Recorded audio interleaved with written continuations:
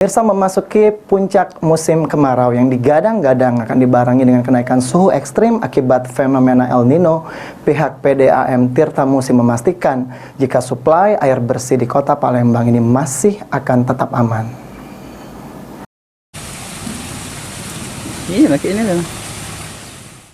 Memasuki puncak musim kemarau yang digadang-gadang dibarengi dengan kenaikan suhu ekstrim akibat fenomena El Nino, pihak PDAM Tirta Musi memastikan jika suplai air bersih di Palembang akan tetap aman.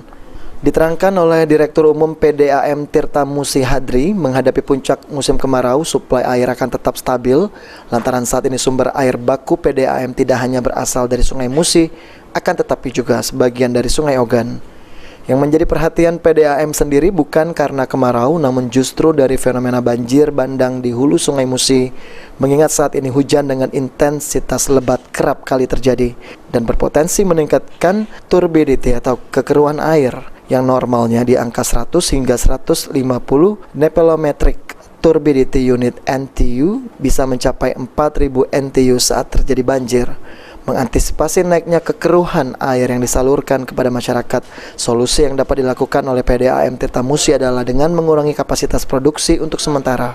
Kita berupaya dari Sungai Musi ya, kita Sungai Musi, dan juga sebagian dari Sungai Ogan, kalau daerah sini dari Sungai Musi dan satu hilir. Ya.